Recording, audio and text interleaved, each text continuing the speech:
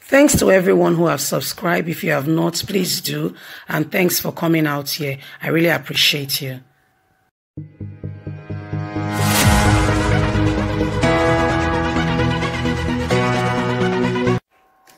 Thanks to everyone who have subscribed. If you have not, please do. And thanks for coming out here. I really appreciate you. Imo, Supreme Court Justice who delivered the judgment on Imo election to face sanctions from the US. Supreme Court Justice in Nigeria, especially the 7 who sat on the judgment of the Imo State Governorship appeal that removed Honorable Emeka Ihedua as governor of the state to face sanction.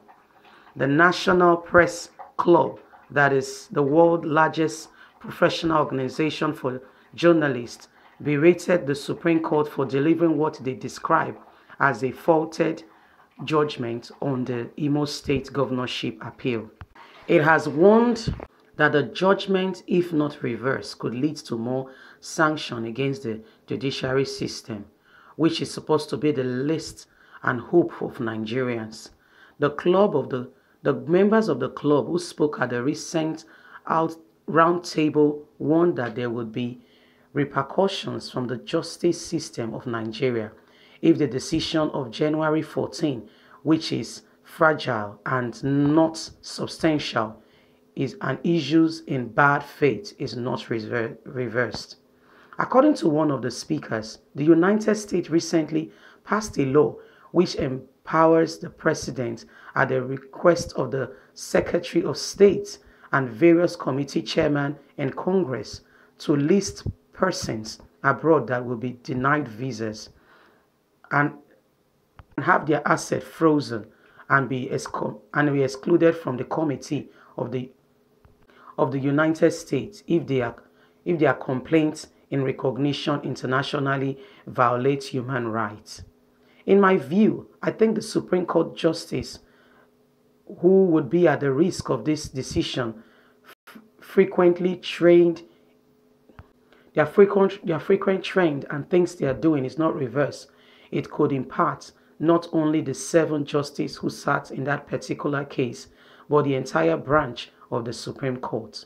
The whole institution has shown that it is corrupt and we encourage others to remind them that Nigeria cannot continue like this. According to fingers were pointed at the leadership of the all ruling party, the APC. The panels noted that the justice could not have done such a thing on their own without being pressured from outside, stressing them.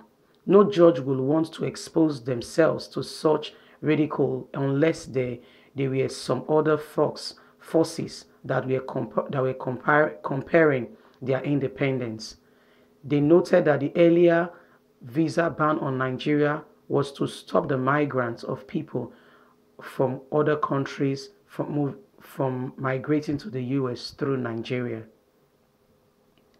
Well, the Supreme Court has now been, the US is now kind of aware of what is going on in Nigeria.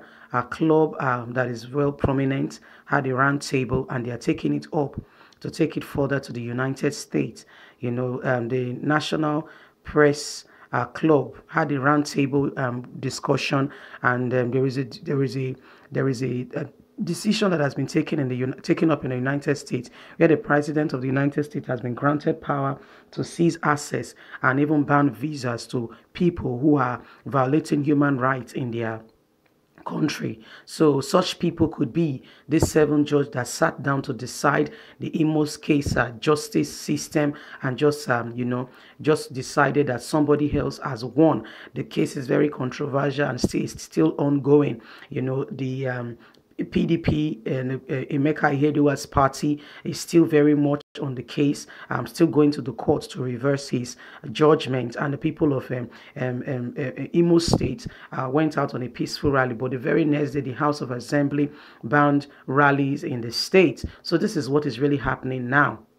And so they had a roundtable discussion, and they referred back to what has what the decision that have been taken by the US, that the president has the authority and can seize such people's assets and can deny them entering, and not, you said, and can deny them visas into the United States. Remember that visa ban has already been implemented on Nigeria, and it's saying now that beside that immigrants visa ban, these people can also be denied visa into the United States. So a lot is happening all at a time. So my people, you see, times are changing. Things we did in time past that we got away with. There are new laws every day. New things are happening every day. And we cannot continue in the same path and expect things to continue this. No, no, no, no, no, no, no. You know, those 7 judges that sat down to decide that matter, there is already a law in the US that grants the president of the United States to seize such people's assets if they have assets in the US, assets in the US, and also to prevent them entering into the United States of America if they need to travel, you know, and also to deny them visas if there is need for that. So there is a lot going on, and the case of Imo State needs to be thoroughly looked at, and APC needs to retrace their step, because there's believed to be influence from the APC party on those judges while deciding on the fate of Imo regarding the election. So this is getting serious. We need to be careful, because nowadays, the internet has made the world a global village. Things you do before and get away with, times have changed. You can no longer do such things and get away with them. In those days, you can do things in Nigeria and just keep it within yourself, and it may hardly travel or it becomes hearsay. But guess what? As soon as it's happening, even people's phones, I'm talking about phones, wristwatches, neck chains, glasses, our cameras, videoing and taping exactly what is going on as it is happening. And some has even gone further, if not for the data situation in Nigeria. In some advanced countries, people's phones, wristwatches are connected to the net. So as it's happening, real time, they are recording it and it's going straight live. It's called live play. It's entering live chat straight away. The whole world is seeing exactly what is happening as it is happening. You know, so Nigeria, we need to wake up and stop this evil that we are doing, because the world is watching. The whole nations of the world are watching and are seeing what is happening in Nigeria. Things we used to do it before and get away with it. We need to stop those things now, and we need to wake up. Regarding the Imo State, I would call that, if this since is so controversial, you know, they've given judgment on other states and it did not raise so much dust. If it's raising this much dust, it has to be looked at. And now the international world is getting invited into this matter. If I were them, I will call for a re-election so that everyone knows exactly what is going on. Rather than leaving it like that, why not call for a re-election? You know, let the election be conducted nice, fair, so that everybody can know exactly who won. And it should be thoroughly supervised and, you know, watched like a hawk, not allowing the influence of any party on the matter. Let it be watched critically and let the matter be looked at. You know, rather than just declaring your party member the leader. Who does that in the 21st century when the internet is a global village, the whole world is watching? Nigerians, we need to be careful. Nigerian government, it's enough you're already doing with the security situation. Now you're putting your influence and your weight and evil into the political setting, trying to determine who becomes the governor and who is not the governor, imposing yourself on the people. People of Imo State, you can see. Did you hear what the man recently said? He said he's going to put so many people into power in Imo State. That is exactly what the government wanted.